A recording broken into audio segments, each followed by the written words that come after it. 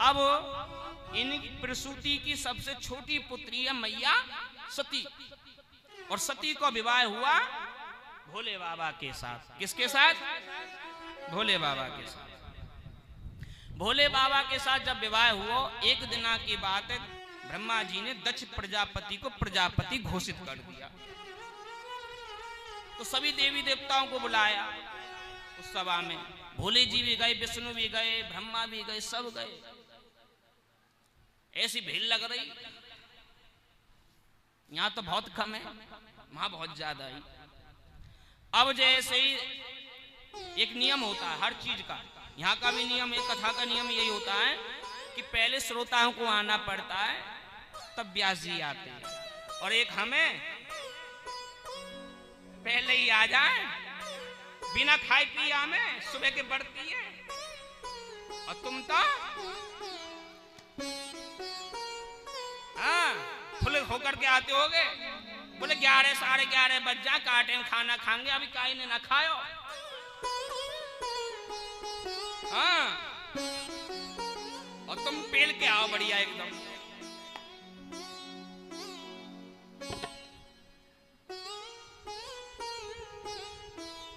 तो मेरे प्यारे, अच्छा कहाँ थे ये बताओ? कहाँ था मैं भूल गया, बताओ है? हाँ।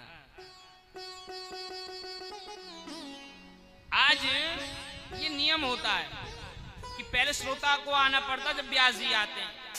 पहले प्रजा आती है, जब मंत्री आता है। अच्छे मान के चलो योगी जी आ रहे हो। कौन आ रहे हो? योगी जी। तो तुम पहले योगी जी को देखने जाएंगे, योगी जी तुम्हें देखने आएंगे कि कौन कौन आए हो। ऐसा नहीं होता है। तो यहां सब लोग आए हुए थे, ब्रह्मा विष्णु महेश देवी देवता सब आए हुए। जब आए हुए तो बस केवल इंतजार था कि दक्ष प्रजापति कैसे आवे और जल्दी से इनको प्रजापति घोषित किया जाए। इन्हीं को इंतजार किया जा रहा। अब दक्ष प्रजापति ने जैसे एंट्री करी, प्रवेश किया, सभी ने खड़े होकर के बड़ा स्वागत किया। बड़ा खुश हुआ दक्ष प्रजापति। तो कितने लोग हैं, कितना मान सम्मान कर रहे हैं, खड़े होकर के मान सम्मान कर रहे हैं। अच्छा, दक्ष प्रजापति की नजर उस पे नहीं गई जो खड़े होकर के सम्मान कर रहा है, उस पे गई जो सम्मान ना कर रहा है। हाँ, अच्छा सम्मान कौन ना कर रहा? ब्रह्मा विष्णु और महेश बैठे हुए, तीनों सिंहासन लगे हुए, वो बैठे हुए। ब्रह्मा जी ने सोचा मेरा बेटा है, मैं तो उसका बाप हूं, मैं क्यों खड़ा हूं, मैं तो ना हो रहा। अब ब्रह्मा जी ना, वो तो विष्णु भगवान सोचने लगे अरे मैं तो उसका दादा हूं, अरे ब्रह्मा जी को पैदा प्रकट मैंने करो है, तो मैं क्यों खड़ा हूं। अब भोले बाबा भोले, जब ब्रह्मा ना हुए विष्णु ना हुए तो मैं क्यों हूं भैया? तीनों की, इन दोनों की कैटेगरी में तो मैं भी आता हूं, ब्रह्मा विष्णु महेश, तो मैं क्यों खड़ा हूं, मैं भी नहीं हो रहा। अब ये खड़े नहीं हुए।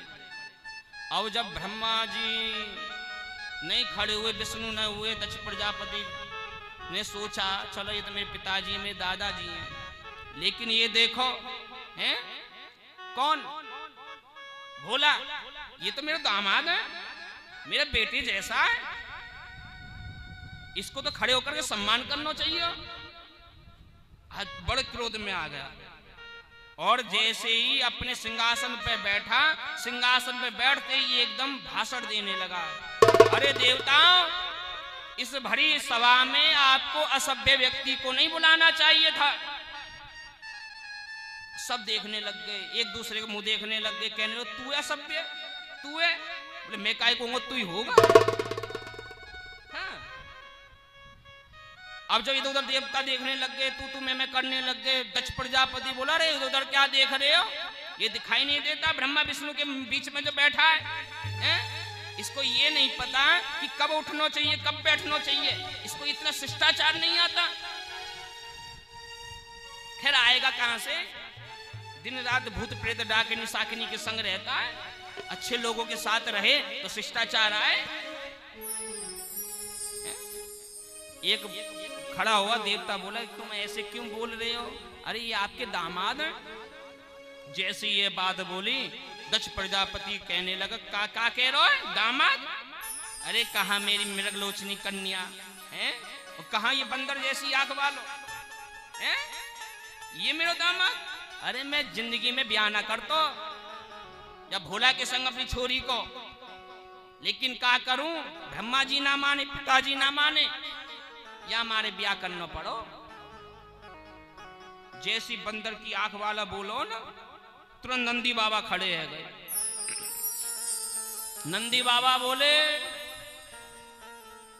चौरे दक्ष प्रजापति का कह रहे हो? तुरंत भोले जी ने हाथ पकड़ लिया, आंख दिखा दी, नीचे बैठ गए, आंख दिखा के नीचे बैठा दियो।